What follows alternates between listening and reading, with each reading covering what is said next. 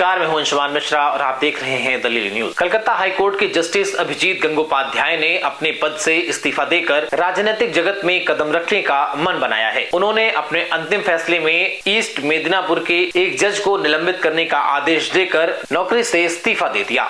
अपने इस्तीफे में जस्टिस गंगोपाध्याय ने कहा कि वो व्यक्तिगत कारणों से इस्तीफा दे रहे हैं। हालांकि उसके ठीक 3 दिन बाद उन्होंने भारतीय जनता पार्टी की सदस्यता ले ली। ये कयास लगाए जा रहे हैं कि वो 2024 का लोकसभा चुनाव बीजेपी के टिकट पर लड़ेंगे। उन्होंने पश्चिम बंगाल बीजेपी के अध्यक्ष सुकांत मजूमदार और पश्चिम बंगाल विधानसभा में नेता प्रतिपक्ष शुवेंदु अधिकारी की मौजूदगी में पार्टी की सदस्यता ग्रहण की। आपको बता दें कि जस्टिस गंगोपाध्याय ने बतौर सरकारी वकील हाईकोर्ट में अपनी प्रैक्टिस शुरू की थी। हालांकि वो इससे पहले भी कई सरकारी सेवाओं पर रह चुके हैं। उन्होंने कई बीमा कंपनियों के लिए पैनल एडवोकेट के रूप में भी काम किया है। आपको बता दें कि 2 मई 2018 को जस्टिस गंगोपाध्याय की कलकत्ता हाईकोर्ट में बतौर एडिशनल जज नियुक्ति हुई थी और 30 मई 2020 को उन्हें अस्थायी न्यायाधीश के पद पर नियुक्त कर दिया गया।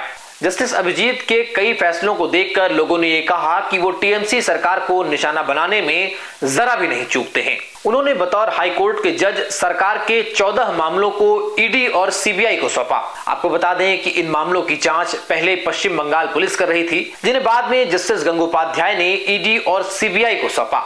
जस्टिस गंगोपाध्याय के फैसले में उन्होंने ये कहा था कि वो निष्पक्ष जांच की उम्मीद के साथ इन मामलों को ईडी और सीबीआई को सौंप रहे हैं। वहीं पश्चिम बंगाल बीजेपी का ये कहना था कि सरकार पर लोगों का भरोसा नहीं रहा। यही कारण था कि हाईकोर्ट उन मामलों को सरकार से लेकर सीबीआई और ईडी को सौंप रहा है। वहीं इस मामले पर टीएमसी ने प्रतिक्रिया दी थी। टीएमसी ने कहा था कि ईडी और सीबीआई स्वयं निष्पक्ष नहीं है। ईडी और सीबीआई को केंद्र सरकार गवर्न कर रही है और वो उनके अनुरूप काम कर रही है। आपको बता दें कि जस्टिस गंगोपाध्याय ने एक बार एक वकील को कैबिन से ही गिरफ्तार करने का फैसला सुना दिया। हालांकि उसके बाद बार एसोसिएशन के विरोध के चलते जस्टिस गंगोपाध्याय को अपना फैसला वापस लेना पड़ा। बार ने यहाँ तक कहा कि वो जस्टिस गंगोपाध्याय के कैबिन में घुसना भी नहीं पसंद करेंगे, जिसके बाद से गंगोपाध्याय ने अपने फैसले को वापस लिया और बार ने उनके साथ तालमेल बनाया।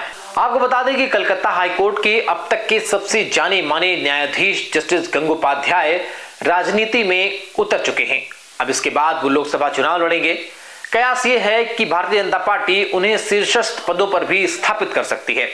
अब देखना यह है कि लोगों के कयास क्या सही है या वो एक सामान्य नेता बनकर रह जाएंगे।